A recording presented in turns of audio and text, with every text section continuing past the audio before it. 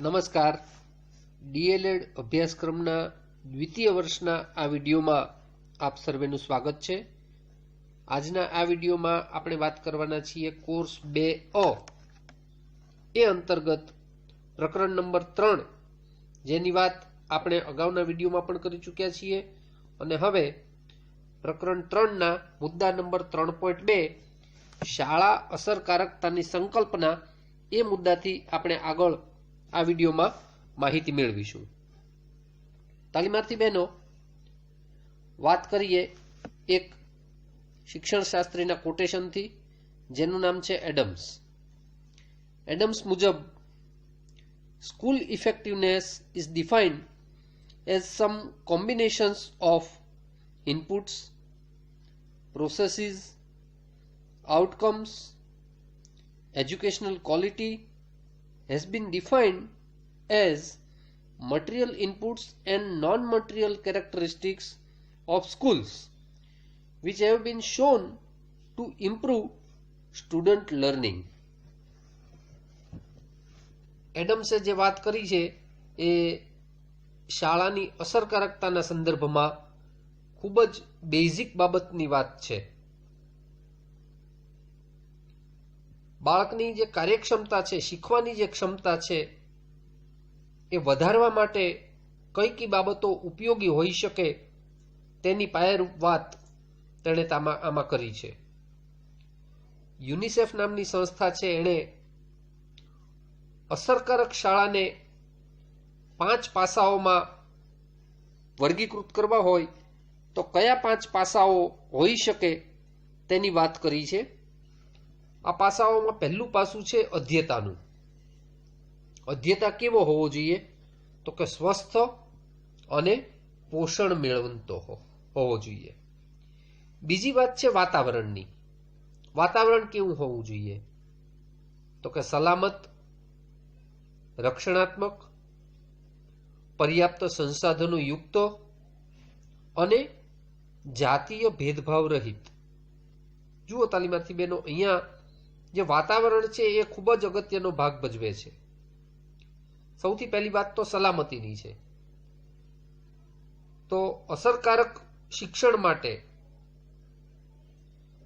સૌથી પહેલી વાત એ સલામત વાતાવરણ છે. બાળકને સલામતી ફીલ થવી જોઈએ, અનુભૂતિ થવી જોઈએ, રક્ષણાત્મક પણ હોવું જોઈએ. પછી વાત કરી છે પર્યાપ્ત સંસાધનો યુક્ત. સાવ ટાંચા સાધનો વડે ચલાવવું જોઈએ નહીં. જેટલા શક્ય બને તેટલા સંસાધનો એ બાળકને પૂરા પાડવા જોઈએ. અને વધારે એક મુદ્દો વાતાવરણના સંદર્ભમાં ઉમેરેલો છે કે જાતીય ભેદભાવ રહિત.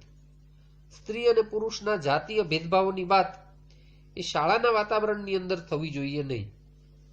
બંનેને એક સમાન રીતે શિક્ષણ મેળવવાનો અધિકાર છે એવી વાત એ અહીંયા દર્શાવવામાં આવી છે.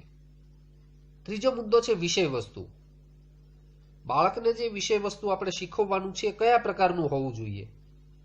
તો કે સૌથી પહેલી વાત તો અભ્યાસક્રમ સાથે સંલગ્ન હોય તેવું, એટલે કે અભ્યાસક્રમ સાથે જોડાયેલું હોય તેવું, એને અનુરૂપ હોય તેવું, અને પાયારૂપ કૌશલ્યો પ્રદાન કરતું.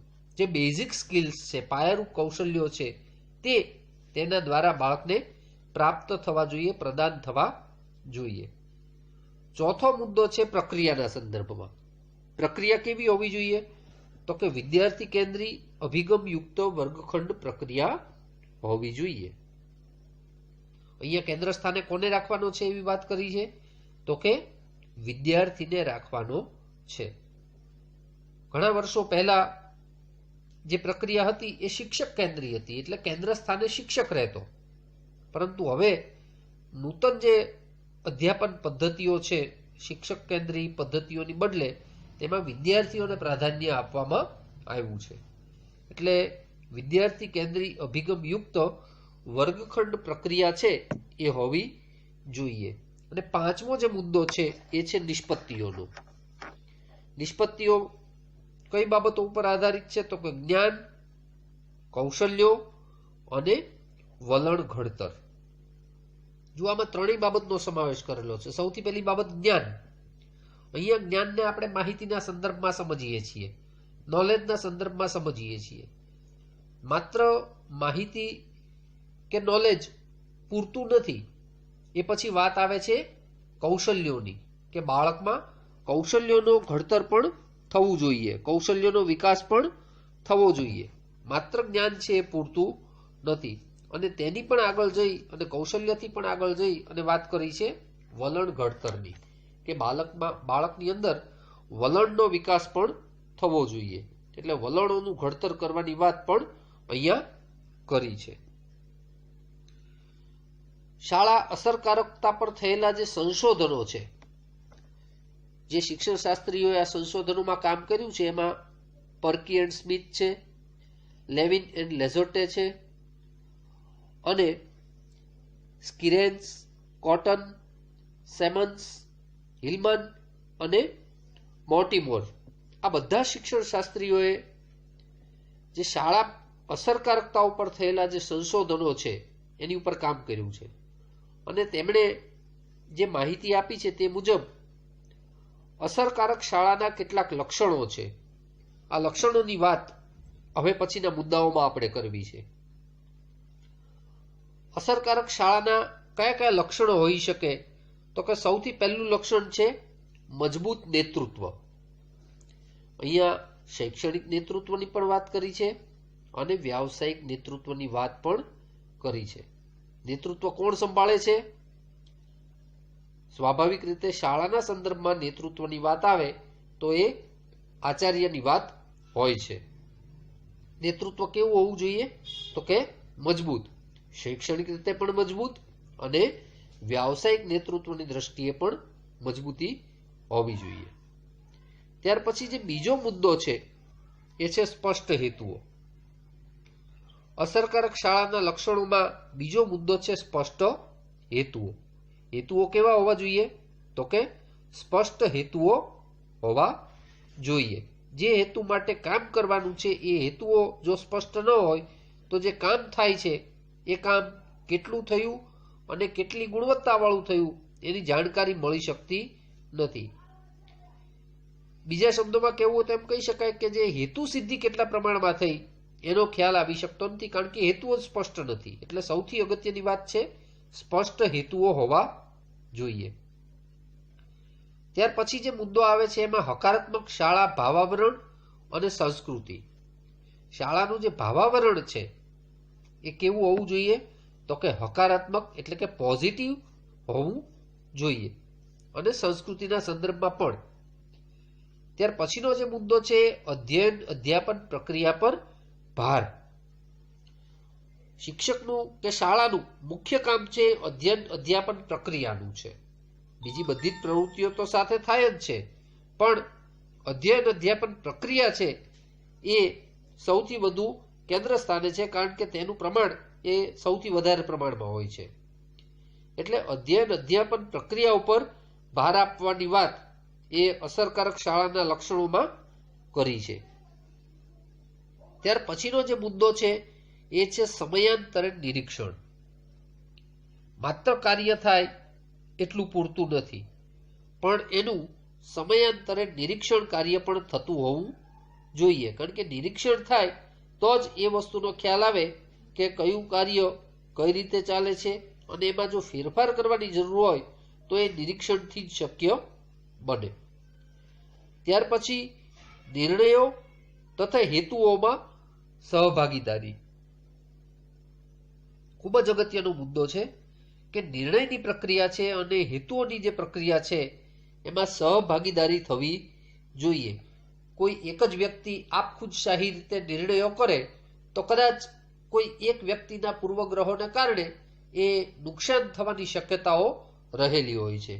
એટલે નિર્ણયો અને હેતુઓ બંનેમાં સહભાગીદારી થવી છે એ આવશ્યક છે. શિક્ષકની પણ સહભાગીદારી હોવી જોઈએ, અને ક્યારેક જો જરૂર જણાય તો જે કામગીરી છે એમાં વિદ્યાર્થીઓની પણ સહભાગીદારી એ આવશ્યક છે. ત્યાર પછીનો જે મુદ્દો છે એ વિદ્યાર્થીઓ પાસેથી વધુ અપેક્ષાઓ. અહીંયા વિદ્યાર્થીઓના સંદર્ભમાં વાત કરી છે કે વિદ્યાર્થી કેન્દ્રિત જ્યારે શિક્ષણ પ્રણાલી આપણે વિકસાવવા માંગીએ છીએ ત્યારે વિદ્યાર્થી પાસેથી પણ અપેક્ષાઓ વધી જાય છે તેના સંદર્ભમાં વાત કરી છે। ત્યાર પછી વાત છે વિદ્યાર્થી શિક્ષક આંતરક્રિયા। આ ખૂબ જ અગત્યનો મુદ્દો છે। માત્ર શિક્ષક ભણાવે અને વિદ્યાર્થીઓ ભણ્યા કરે એવું ન હોવું જોઈએ। એ જ રીતે માત્ર વિદ્યાર્થીઓ ભણ્યા કરે અને શિક્ષક નિષ્ક્રિય રહે એ પણ એટલું જ નુકસાનકારક બની શકે। એની બદલે વિદ્યાર્થી અને શિક્ષક બંને વચ્ચેની જે આંતરક્રિયા છે એના પરિણામ રૂપે શિક્ષણ છે એ બનવું જોઈએ। એટલે વિદ્યાર્થી શિક્ષક આંતરક્રિયા એ અસરકારક શાળાના લક્ષણ માટે ખૂબ જ અગત્યનું પરિબળ છે। ત્યારબાદ વાત આવે છે યોગ્ય નિરીક્ષણ અને મૂલ્યાંકન। આપણે અગાઉ પણ વાત કરી હતી કે સમયાંતરે નિરીક્ષણ પ્રક્રિયા થવી જોઈએ। અહીંયા આ મુદ્દામાં નિરીક્ષણ અને સાથે સાથે મૂલ્યાંકનની વાત પણ છે કે જે કાર્ય થાય છે એ એની ગુણવત્તા કેવી છે, એ ગુણવત્તા હેતુ સિદ્ધિ તરફ લઈ જનારી છે કે નહીં, આ બધી બાબતોનું સમયાંતરે મૂલ્યાંકન છે એ થતું રહેવું જોઈએ। ત્યાર પછી વાત આવે છે સતત વ્યાવસાયિક સજાગતાનો વિકાસ અને અધ્યયન કેન્દ્ર। અહીંયા શિક્ષકના સંદર્ભમાં વ્યાવસાયિક સજ્જતાનો વિકાસ કરવાની વાત છે। આપણે જાણીએ છીએ તાલીમાર્થી બહેનો કે શિક્ષણ છે એ પરિવર્તનશીલ પ્રક્રિયા છે અને એ પરિવર્તનશીલતાની સાથે સાથે સજાગ શિક્ષક, સફળ શિક્ષક એ તો જ બની શકે જો આવનારા પરિવર્તનોને અનુરૂપ પોતાની જાતને એ પરિવર્તનોમાં ઢાળે। એટલે શિક્ષકની વ્યાવસાયિક સજ્જતા પણ સમયાંતરે વિકાસ પામતી રહેવી જોઈએ। જો આવું ન બને તો શિક્ષક ઠેરનો ઠેર રહી જાય અને વિદ્યાર્થીઓ શિક્ષક કરતા ભવિષ્યમાં આગળ નીકળે એવું બનવાની શક્યતાઓ રહેલી છે। એટલે શિક્ષકની વ્યાવસાયિક સજ્જતા છે એ પણ વિકાસ પામતી રહેવી જોઈએ। ત્યાર પછી વાત આવે છે વાલી કે સમાજ એ બધાનો સહયોગ તથા ઘર અને શાળા વચ્ચે ભાગીદારી। તો અત્યાર સુધી જે વાત હતી એમાં માત્ર શિક્ષક અને વિદ્યાર્થીઓ અને શાળાના સંદર્ભમાં વાત હતી, પણ અસરકારક શાળા બનવા માટે આ પરિબળ પણ ખૂબ અગત્યનું છે અને એ છે વાલી કે સમાજ એનો સહયોગ। જ્યાં સુધી વાલી કે સમાજનો સહયોગ નથી મળતો ત્યાં સુધી એ શાળા એ અસરકારક શાળા બની શકતી નથી। કારણ કે બાળકે અંતે તો પાછું ક્યાં જવાનું છે? પોતાના વાલી પાસે, એટલે કે સમાજની વચ્ચે। એ સમાજમાંથી જ આવેલું બાળક છે અને ફરી પાછું સમાજમાં જ જવાનું છે। એટલે સમાજ સાથેનો સહયોગ, વાલી સાથેનો સહયોગ એ ખૂબ જ અગત્યનો છે। બીજા શબ્દોમાં કહેવું હોય તો ઘર કે શાળા વચ્ચેની ભાગીદારી એ પણ અગત્યનું પરિબળ છે અને એ મુજબ એ કામ થવું જોઈએ। કોઈ પણ ક્ષેત્રમાં આગળ વધવા માટે ગુણવત્તાયુક્ત શિક્ષણની વાત આપણે કરી છે કે ખૂબ જ અગત્યનું છે અને બાળકોને એવું શિક્ષણ આપવું જોઈએ કે જે જરૂરી જ્ઞાન અને કૌશલ્યોની સાથે સાથે મૂલ્યોનું પણ સંવર્ધન કરે। બાળકોને તેમની ક્ષમતાઓને અનુરૂપ અને એ પણ આનંદપ્રદ વાતાવરણમાં યોગ્ય રીતે વિકસવાની તક મળે તે પણ એટલું જ જરૂરી છે અને જે સંસ્થા આવું શિક્ષણ આપતી હોય તેને અસરકારક કહી શકીએ। જે સંસ્થાઓ આવું શિક્ષણ આપતી હોય, આપણે હમણાં જે બધા લક્ષણોની ચર્ચા કરી એ તમામ લક્ષણો અથવા મોટાભાગના લક્ષણો જે શાળા ધરાવતી હોય, જે સંસ્થા ધરાવતી હોય એ સંસ્થાને અસરકારક સંસ્થા છે એમ આપણે કહી શકીએ।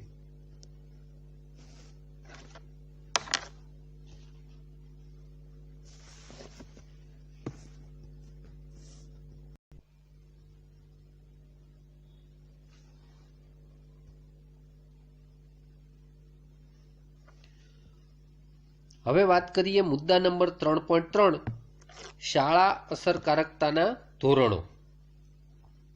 તાલીમાર્થી બહેનો, હવે વાત કરીએ મુદ્દા નંબર 3.3 શાળા અસરકારકતાના ધોરણો.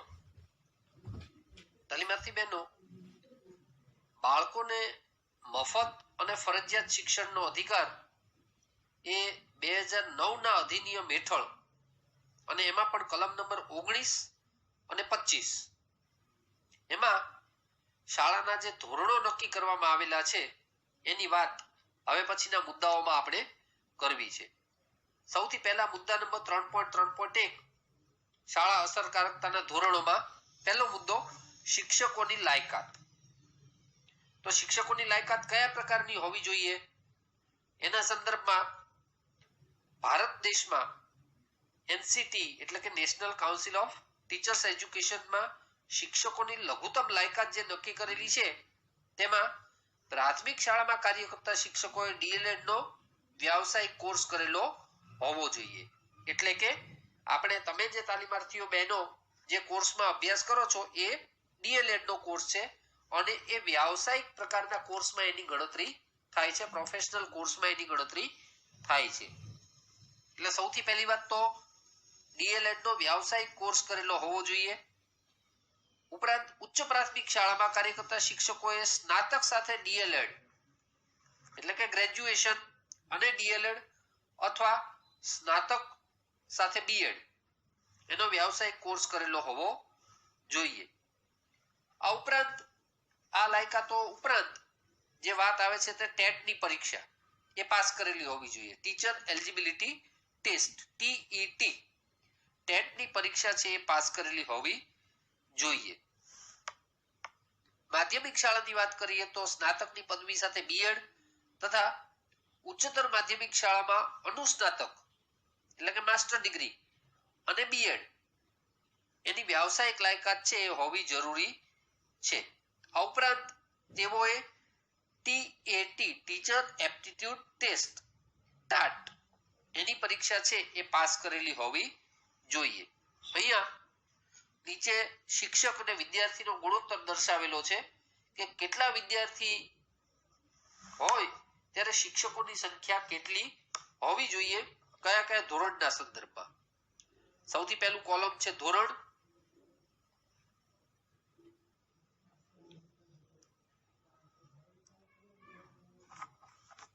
તો તાલીમાર્થી બહેનો હવે શિક્ષક વિદ્યાર્થી ગુણોત્તર ઉપર નજર કરીએ. સૌથી પહેલા કોલમમાં છે ધોરણ, બીજી કોલમમાં છે દાખલ થયેલા બાળકો અને ત્રીજી કોલમ છે એમાં છે શિક્ષકોની સંખ્યા. પહેલી કોલમમાં ધોરણ છે એમાં ધોરણ 1 થી 5 એમાં કેટલા બાળકો હોય ત્યાં સુધી કેટલા શિક્ષકોની સંખ્યા જોઈએ એની વાત કરેલી છે. દાખલ કરેલા બાળકોની સંખ્યા 60 સુધી હોય ત્યાં સુધી 2 શિક્ષકો, 61 થી 90 થાય ત્યારે 3, 91 થી 120 સુધી હોય ત્યારે 4 અને 120 થી 200 સુધી હોય ત્યારે 5 શિક્ષકો. 150 બાળકોથી વધારે અને 200 બાળકોથી વધારે હોય ત્યારે થોડી જુદી પ્રોસેસ છે.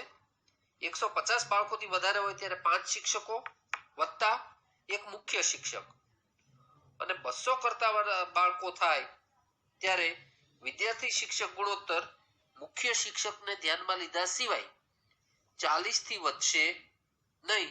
આ પ્રકારની જોગવાઈઓ શિક્ષક વિદ્યાર્થી ગુણોત્તરના સંદર્ભમાં ધોરણ 1 થી 5 માટે લાગુ પડે છે. હવે ધોરણ 6 થી 8 માટે જોઈએ. ધોરણ 6 થી 8 માટે પ્રત્યેક 35 બાળકો દીઠ એક શિક્ષક અને બાળકોનો પ્રવેશ 100 થી વધુ હોય ત્યાં શું હોય એની વાત પણ સાથે કરીએ. વર્ગ દીઠ ઓછામાં ઓછો એક શિક્ષક એટલે કે વિષય દીઠ ઓછામાં ઓછા એક શિક્ષક રહેશે. જેમાં વિજ્ઞાન અને ગણિત શાસ્ત્રના વિષય માટે એક શિક્ષક, સામાજિક અભ્યાસ એના માટે એક શિક્ષક અને એક શિક્ષક ભાષાઓ માટે. આ રીતની જોગવાઈઓ છે. પ્રત્યેક 35 બાળકો દીઠ એક શિક્ષક, એમાં એક પૂર્ણકાલીન મુખ્ય શિક્ષક અને 2 જે બીજા કેટલાક વિષયો છે એને માટે અંશકાલીન શિક્ષક. એ ક્યાં કે જ્યાં બાળકોનો પ્રવેશ 100 થી વધુ હોય ત્યાં. આ અંશકાલીન શિક્ષકો એટલે કયા? તો કે કલા શિક્ષક, આરોગ્ય અને શારીરિક શિક્ષણ અને કાર્ય શિક્ષણ. તો આ જે વાત હતી એ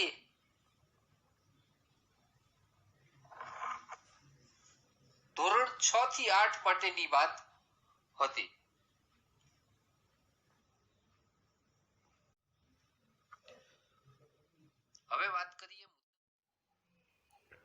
હવે જોઈએ મુદ્દા નંબર 3.3.2 શાળા મકાન. તાલીમાર્થી બહેનો, આપણે ચર્ચા કરી રહ્યા છીએ મુદ્દા નંબર 3.3 શાળા અસરકારકતા માટેના ધોરણો. એમાં સૌથી પહેલા જે મુદ્દો જોયો એ 3.3.1 શિક્ષકોની લાયકાત, કે શિક્ષકોની લાયકાત કયા પ્રકારની હોવી જોઈએ. આ જે મુદ્દો છે શાળા મકાન, મુદ્દા નંબર 3.3.2, એમાં શાળાનું મકાન એ શાળાની અસરકારકતા માટે કયા પ્રકારનું હોવું જોઈએ તેની વાત કરવામાં આવી છે. તે માટેની જે જરૂરિયાતો છે સૌથી પહેલી છે, દરેક શિક્ષક માટે ઓછામાં ઓછો એક વર્ગખંડ અને કાર્યાલય સહ સ્ટોર સહ અને મુખ્ય શિક્ષક ખંડ, આટલી બાબતો છે એ હોવી જોઈએ. બીજું, શાળાના મકાનમાં અવરોધ મુક્ત પ્રવેશ એ થઈ શકવો જોઈએ. આ ઉપરાંત સેનિટેશનની બાબત પણ ધ્યાનમાં રાખવામાં આવી છે, કે જેમાં કુમાર અને કન્યાઓ માટે અલગ અલગ સેનિટેશનની વ્યવસ્થા છે એ કરવામાં આવી છે. આ ઉપરાંત બધા બાળકો માટે સલામત અને પીવાના પૂરતા પાણીની સગવડની વાત કરી છે. જુઓ, અહીંયા શિક્ષણ માટેની જ માત્ર વાત નથી, શાળાના મકાનના સંદર્ભમાં પાણી, પીવા માટેનું પાણી એને માટેની પણ વ્યવસ્થા કરી છે. આ ઉપરાંત મધ્યાહન ભોજન યોજના એ શાળામાં દાખલ થયેલી છે, તો એ માટે મધ્યાહન ભોજન યોજના રાંધવા માટેનું જે રસોડું છે શાળામાં એ પણ હોવું જોઈએ. આ ઉપરાંત રમતનું મેદાન, ક્રીડાંગણ, એની પણ વ્યવસ્થા થયેલી હોવી જોઈએ.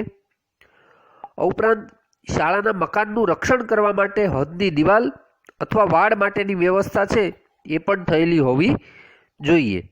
અને આ બધા ઉપરાંત ભારત સરકાર દ્વારા શૈક્ષણિક સંસ્થાઓમાં સુગમ્ય યોજના અન્વયે વિકલાંગો માટે જરૂરી રેમ્પ, બ્રેઇલ લિપિમાં સાઇનબોર્ડ, આ બધું લખવા માટે જેવી વ્યવસ્થા હોવી પણ જરૂરી છે. હવે વાત કરીએ મુદ્દા નંબર 3.3.3 શૈક્ષણિક વર્ષમાં કામકાજના ઓછામાં ઓછા દિવસ કે શિક્ષણના કલાક. શિક્ષકો માટે જુદા જુદા ધોરણને અનુરૂપ કામકાજના કેટલા દિવસો હોવા જોઈએ અથવા તો એક દિવસમાં કેટલા કલાકો હોવા જોઈએ તેની વાત આ મુદ્દામાં કરી છે. સૌથી પહેલા ધોરણ 1 થી 5, તો એને માટે કામકાજના આખા વર્ષના 200 દિવસ અને શિક્ષણના 800 કલાક, આટલા 1 થી 5 ધોરણ માટે હોવા જરૂરી છે. એ જ રીતે 6 થી 8 ધોરણ માટે કામકાજના દિવસો એક વર્ષના 220 દિવસ અને શિક્ષણ માટેના 1000 કલાક. એટલે કે શિક્ષણ માટેના અઠવાડિયા દીઠ કામકાજના ઓછામાં ઓછા કલાક, તૈયારીના કલાક સહિત શીખવવાના 45 કલાકની જોગવાઈ એ થયેલી છે. તો આ રીતે શૈક્ષણિક વર્ષમાં કામકાજના કેટલા દિવસો 1 થી 5 ધોરણ માટે છે અને 6 થી 8 ધોરણ માટે છે અને શિક્ષણના કલાકો કેટલા છે તેની માહિતી આપણે એમાં મેળવી. ત્યાર પછીનો જે મુદ્દો છે મુદ્દા નંબર 3.3.4 અધ્યયન અધ્યાપન સામગ્રી. અધ્યયન અધ્યાપન સામગ્રી કયા પ્રકારની કે કેટલી હોવી જોઈએ તે અંગેની વાત પણ આમાં કરેલી છે. તો કે સર્વપ્રથમ અધ્યયન અધ્યાપન સામગ્રી દરેક વર્ગની જરૂરિયાત અનુસાર હોવી જોઈએ. એટલે કે વર્ગની જરૂરિયાત પ્રમાણે એ અધ્યયન અધ્યાપન સામગ્રી હોવી જોઈએ. દાખલા તરીકે ગણિત અને વિજ્ઞાન હોય તો એને માટેની પ્રયોગશાળા, પછી વિષય અનુસાર જુદા જુદા વિષયો જે શાળામાં છે તો એને અનુરૂપ અધ્યયન અધ્યાપન સામગ્રી એનો સમાવેશ એમાં થાય છે. ભાષાઓના શિક્ષણ માટે પણ જરૂરી વ્યવસ્થા થયેલી હોવી જોઈએ. આ ઉપરાંત સામાજિક વિજ્ઞાન તો વિષય છે તો એને માટે ચાર્ટ્સ, નકશાઓ, આ બધી બાબતોનો પણ એમાં સમાવેશ થાય છે। આ ઉપરાંત એક બાબત એ છે કે શિક્ષક જાતે પણ આ પ્રકારની સામગ્રી છે એ તૈયાર કરી શકે તેવો હોવો જોઈએ। એટલે આ બધી બાબતો છે એ અધ્યયન અધ્યાપન સામગ્રીના સંદર્ભમાં છે। ત્યાર પછીનો મુદ્દો છે મુદ્દા નંબર 3.3.5 ગ્રંથાલય। સૌથી પહેલો મુદ્દો છે ગ્રંથાલયમાં કે દરેક શાળામાં ગ્રંથાલયની સુવિધા છે એ ઉપલબ્ધ હોવી જોઈએ। અને બીજો જે મુદ્દો છે તો કે ગ્રંથાલયમાં કઈ કઈ બાબતો હોવી જોઈએ તો કે એમાં સમાચાર પત્રો, મેગેઝિન, તમામ વિષયો પરના પુસ્તકો અને આ ઉપરાંત વાર્તાની ચોપડીઓ છે એ પણ એમાં હોવી જોઈએ। કારણ કે બાળક છે એને દરેક વખતે શિક્ષણ સંબંધિત બાબતો જ ગમે એવું જરૂરી નથી, એટલે વાર્તાની ચોપડીઓ પણ તેમાં સમાવિષ્ટ હોવી જોઈએ। અને આ સાથે એક બીજી વાત કરવાનું પણ મન થાય કે વાર્તાઓમાંથી પણ બાળક છે એ ઘણી બધી બાબતો શીખતો હોય છે, એટલે શીખવાની પ્રક્રિયા છે એ વાર્તાની ચોપડીઓમાંથી પણ થતી હોય છે। માત્ર શાલેય વિષયોમાંથી શીખાય એવી જે આપણી એક સંકલ્પના છે એ અહીંયા ખોટી પડે છે, એટલે વાર્તાની ચોપડીઓ પણ ગ્રંથાલયમાં હોવી જોઈએ। ત્યાર પછીનો જે મુદ્દો આવે છે તે છે મુદ્દા નંબર 3.3.6 રમતગમત અને ખેલકૂદની સાધન સામગ્રી।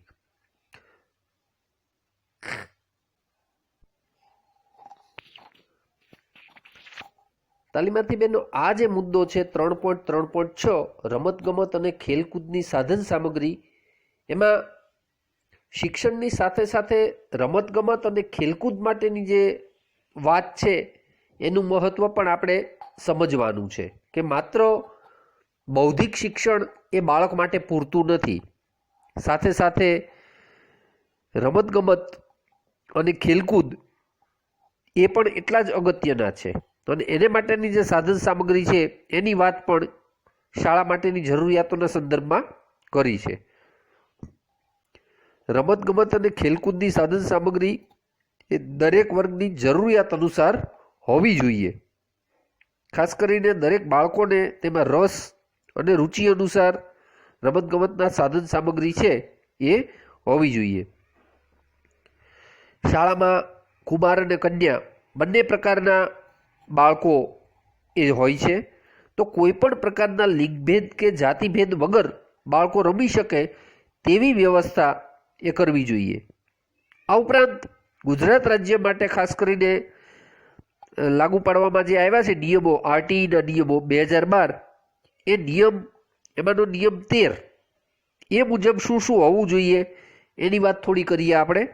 તો કે શાળા મંડળી રજિસ્ટ્રેશન અધિનિયમ 1860 હેઠળ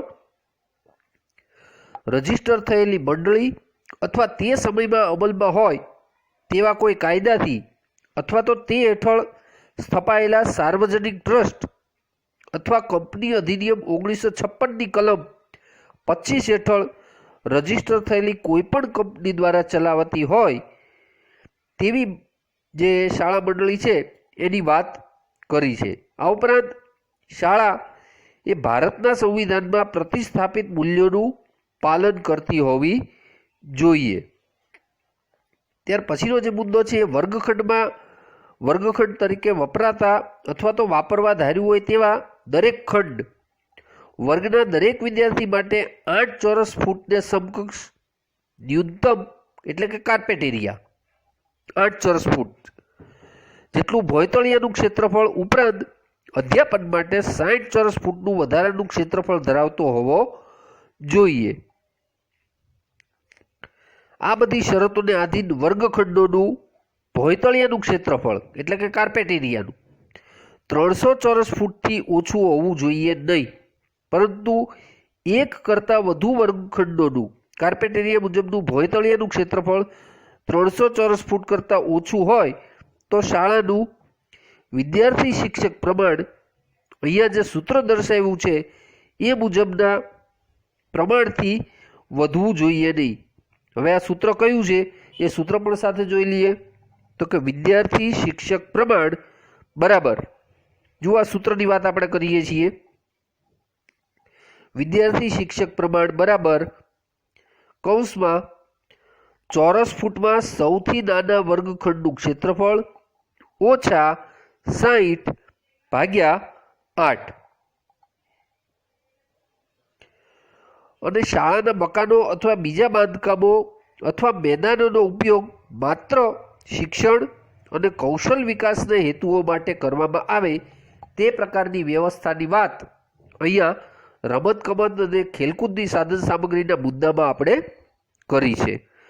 ત્યાર પછીનો જે મુદ્દો છે, મુદ્દા નંબર 3.3.7 અધ્યયન નિષ્પત્તિ.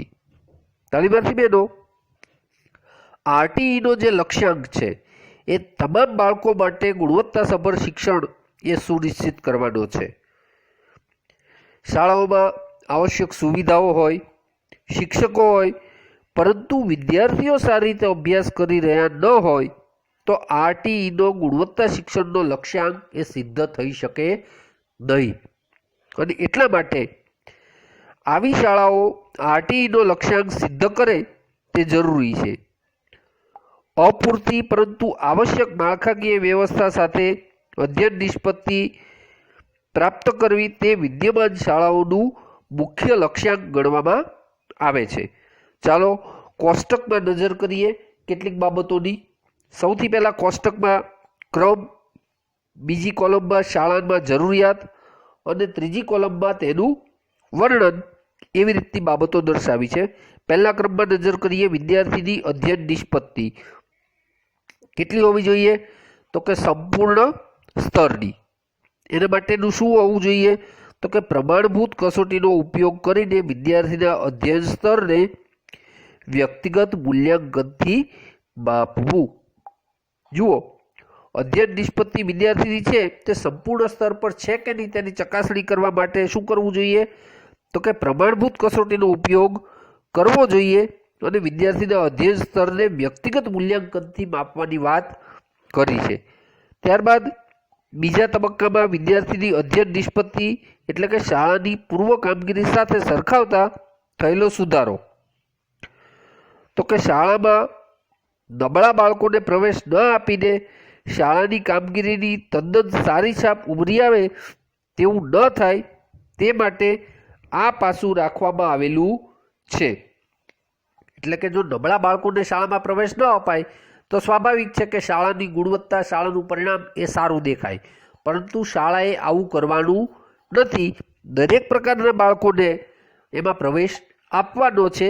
એ બાબત અહીંયા ધ્યાનમાં રાખવાની છે. ત્રીજા ક્રમ ઉપર સવલતો અને શિક્ષકની લાયકાત. તો કે આરટીઈના અધિનિયમ 2009માં નિર્દિષ્ટ કરેલા શાળાના ધોરણો અને માપદંડો. એક જ વાક્યમાં ઘણી બધી બાબતોનો સમાવેશ થઈ ગયો. શાળાની સવલતો અને શિક્ષકની લાયકાત કયા પ્રમાણેની હોવી જોઈએ? તો કે આરટીઈ અધિનિયમ 2009માં નિર્દિષ્ટ કરેલા શાળાના ધોરણો અને માપદંડો પ્રમાણેની હોવી જોઈએ. અને ચોથો મુદ્દો છે વિદ્યાર્થીની બિન શૈક્ષણિક નિષ્પત્તિ અને માતા પિતાનો અભિપ્રાય.